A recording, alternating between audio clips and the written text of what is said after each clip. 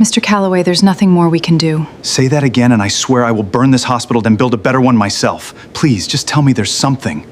Anything. The machines in room 412 of St. Augustine's private hospital were the most advanced money could buy. Imported specialists had flown in from 3 different countries. The bill for the last 2 weeks alone could have bought a house in most neighborhoods. And none of it mattered.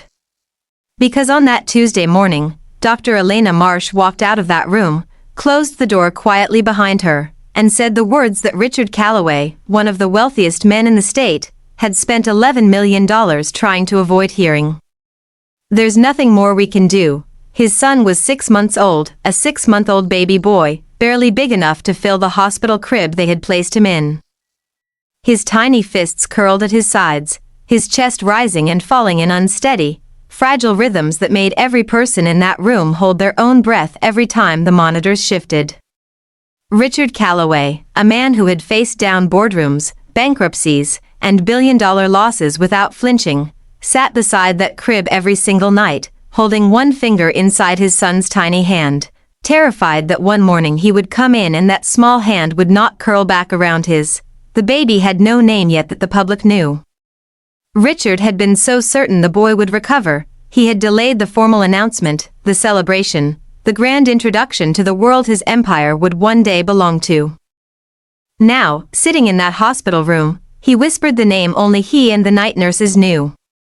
"Ethan," he said quietly. Hold on, 3 miles away, in an alley behind a bakery that threw out its unsold bread every night at 9 p.m., a 14-year-old boy named Micah sat on a flattened cardboard box, sharing a piece of that same discarded bread with a stray dog that had adopted him the way strays adopt the only person who ever shares. Micah had nothing. No home. No parents left to speak of. No money, no name that mattered to anyone. Nobody in that hospital room and nobody in that alley had any reason to believe their 2 worlds would ever cross paths. But in 9 days, this same boy, a boy the world had written off as invisible, would do something that $11 million, for countries worth of specialists, and every machine in that hospital could not. Micah had learned early that the easiest way to survive on the streets was to become invisible. Adults stepped around him like he was a lamppost. Shopkeepers waved him away before he even asked for anything. He didn't beg, he'd learned that begging drew attention, and attention on the street was rarely a good thing. Instead, he watched. He noticed. He remembered things other people didn't bother to. He knew which restaurant threw away food closest to closing time. He knew which alley stayed warmest on cold nights because of the laundromat's exhaust vent. He knew the schedules of the security guards at the train station well enough to know exactly when he could slip in for 10 minutes of warmth before being noticed. And he knew hospitals better than most people ever wanted to. 2 years earlier, Micah's mother had spent the final months of her life in and out of the free clinic on the edge of downtown, before the illness that took her became too much for a clinic with no real resources. Micah had spent those months sitting in waiting rooms, learning the rhythms of hospitals the way he learned the rhythms of the street. He'd learned how nurses talked when they thought no one important was listening. He'd learned that rare conditions were rarely rare in the way people assumed. Sometimes it was simply that no one had looked hard enough, or asked the right questions, or had access to the right test. He didn't know it yet, but that knowledge, gathered not in any classroom, but in the plastic chairs of an underfunded clinic, was about to matter more than anything Richard Calloway's money had ever bought. Richard Calloway did not know how to lose. He had turned a single failing factory into a logistics empire spanning 4 countries. He had a reputation in every boardroom he entered, the man who found a way, no matter the obstacle, no matter the cost. But he had never faced an obstacle like this one, for 8 months, since before Ethan was even born, since the complications first appeared in the final weeks of pregnancy, something had been wrong. And in the 6 months since Ethan arrived in this world, fragile and fighting, every specialist Richard's money could reach had tried and failed to find the answer. Experimental treatments. Imported medications. A private wing of the hospital sealed off and staffed entirely for one 6-month-old baby boy. There has to be something, Richard said, standing across from Dr. Marsh in the hallway outside his son's room, his voice lower than usual, stripped of its usual command. Anything. Name it. I don't care what it costs. Dr. Marsh had delivered hard news to wealthy families before, and she had learned that money changed the delivery, but never the truth. Mr. Calloway, she said gently, this isn't about cost. Your son's condition is progressing faster than we can treat it. We've exhausted the standard protocols. The experimental treatments have had no measurable effect on an infant his age. I won't lie to you, we are running out of options that medicine currently has for a baby this young. Richard turned toward the window at the end of the hallway, looking down at the city that his money had helped build, feeling for the first time in decades that none of it, the buildings, the deals, the empire, meant anything at all if it couldn't save a 6-month-old baby who had never even had the chance to see a sunrise from outside a hospital window. It was Nurse Odalise Reyes, a woman who had worked the pediatric floor for 11 years and still remembered every child's name years after they left, who first noticed the boy loitering near the hospital side entrance. Micah had taken to sitting near St. Augustine's for a different reason than most people would guess. The hospital's cafeteria, unlike most, allowed anyone to sit in its far corner near the vending machines without being questioned, as long as they weren't causing trouble. It was warm. It had outlets to charge the small flashlight he carried. And on lucky nights, kind staff members left half-eaten meals on tables when they rushed back to work. Odalise had noticed him 3 times that week. On the 4th, she sat down across from him with 2 cups of coffee, sliding one toward him without a word. You're not one of the patients, she said. Not a question, no, ma'am, Micah said carefully, ready to leave the moment she asked him to. You always come around this time. Why? Micah shrugged. Warmer in here than the alley.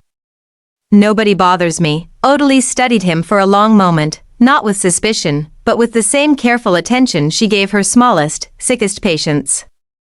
You know a lot about hospitals for someone who says he's never a patient here. My mom was sick a long time, Micah said quietly. I learned things. Waiting around, that single sentence would have meant nothing to almost anyone else.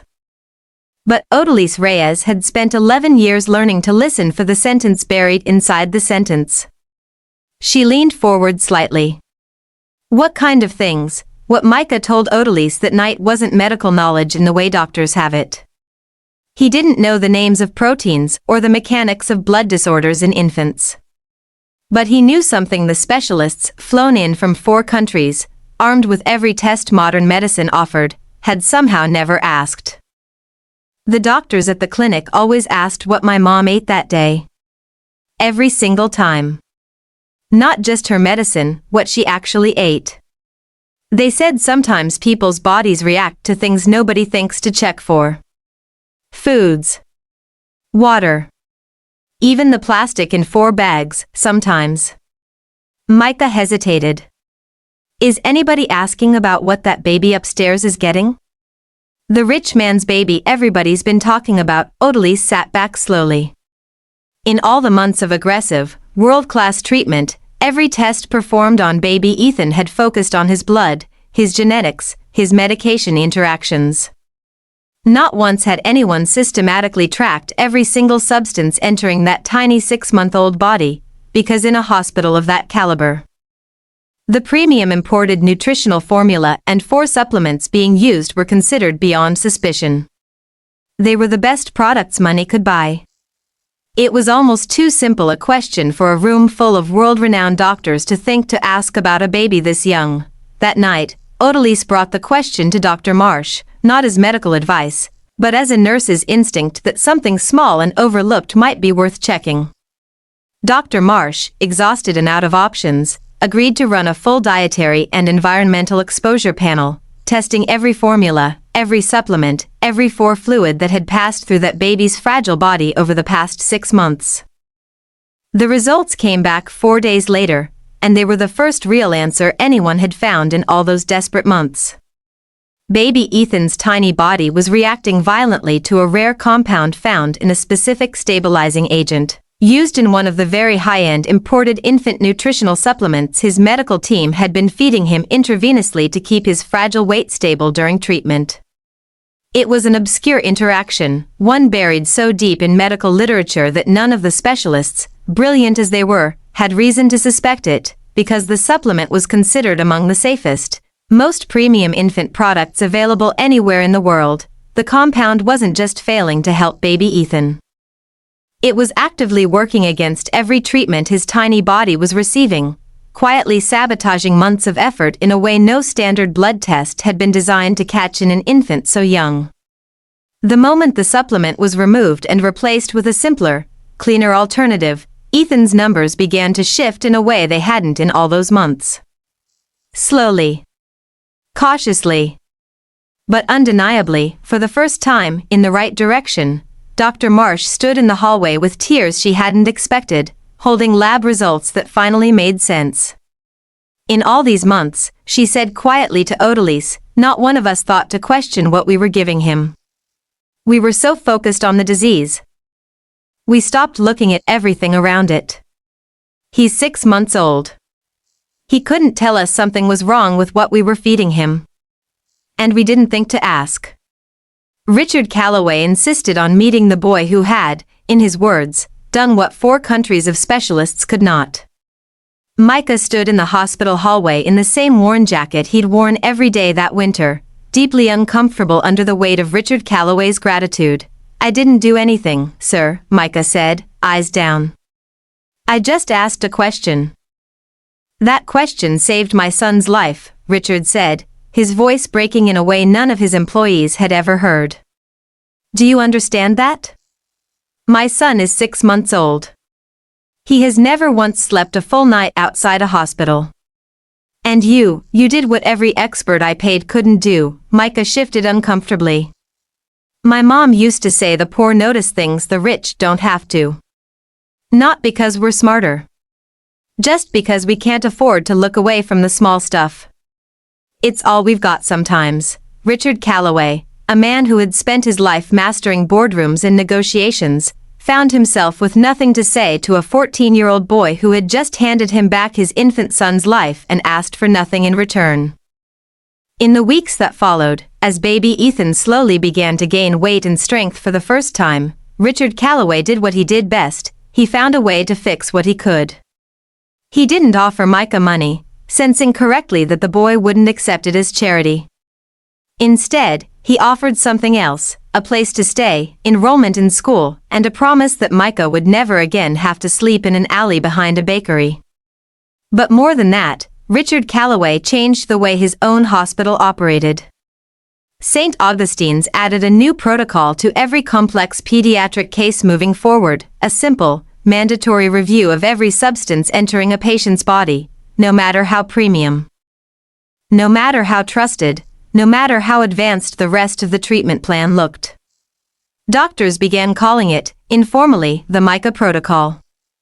Odalise Reyes, still working the pediatric floor years later, would tell new nurses the story of the boy who taught a hospital full of specialists to stop overlooking the obvious, the same way the world had overlooked him for years. Ethan Calloway went home for the first time at 8 months old, 2 months after the supplement was removed, 2 months after a street boy asked the question no specialist had thought to ask. Richard Calloway carried him through the front door of their home on a Tuesday morning, the same day of the week the doctors had given up. He stood in the doorway for a long moment, holding his son against his chest, and looked up at the sky the way people do when words are not enough. Baby Ethan didn't know any of it yet. He didn't know about the alley, or the cardboard box, or the boy who had shared his bread with a stray dog 3 miles away while the world's best doctors ran out of answers. He didn't know about the question that saved him, or the protocol that now bore a stranger's name, or the 14-year-old who had learned everything he knew in a plastic waiting room chair. Holding his dying mother's hand, he only knew the warmth of his father's arms, the sunlight coming through the door, and the feeling, for the first time in his short, difficult life, of being home. But the real story of St. Augustine's that year wasn't about medicine, or wealth, or even survival. It was about attention. About the difference between looking hard and looking closely. Richard Calloway's specialists had looked harder at baby Ethan's condition than almost any team in the country, armed with degrees, technology, and unlimited resources. But it was a boy with nothing, who had learned to notice the small things because his life depended on it, who looked closely enough to ask the one question no one else thought to ask. Micah never set out to save anyone. He wasn't trying to prove the rich wrong, or the doctors incompetent, or himself worthy of anything. He was simply a boy who had learned, through loss and hunger and cold nights in an alley, that sometimes the answers everyone is searching for aren't hidden in complexity. Sometimes they're hiding in the simplest question, the one everyone was too certain, too busy, or too far removed to ask.